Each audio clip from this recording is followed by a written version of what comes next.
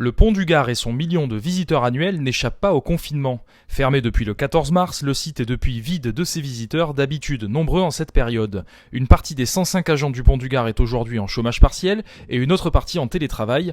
Et si le site ne sait pas encore quand ni comment il rouvrira ses portes, son directeur Sébastien Arnaud travaille avec ses équipes tant bien que mal à l'après-confinement. On travaille sur une reprise d'activité, mais aujourd'hui avec tellement d'inconnus qu'on ne sait pas comment on va pouvoir préparer cette saison. Et sur un site comme le Pont du Gard, l'impact d'une saison blanche cet été serait considérable. Pour le Pont du Gard, c'est 6 millions de chiffre d'affaires une année pleine. Alors c'est du chiffre d'affaires, bien sûr après derrière il y a des dépenses qui ne seront pas effectuées, etc. Donc aujourd'hui on ne peut pas encore le mesurer, mais c'est considérable.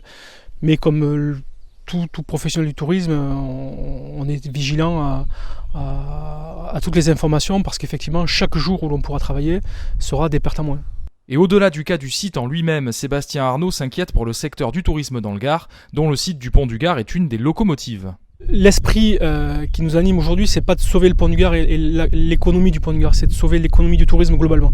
On s'en sortira pas seul et on doit être en soutien aujourd'hui de l'économie du tourisme localement. Et je le redis, les offices de tourisme connaissent parfaitement les besoins et les attentes des professionnels. Nous devons construire ensemble une offre pour être innovant là-dessus aussi. C'est vraiment collectivement que l'on va s'en sortir et parce que le Pont du Gard est une locomotive, et bien là il va devoir venir en soutien et en support de cette activité. La saison touristique est d'ores et déjà fortement compromise, mais une chose est sûre, pour construire l'après-Covid-19, le secteur du tourisme aura bien besoin du Pont du Gard, un monument qui, en 2000 ans, en a vu d'autres.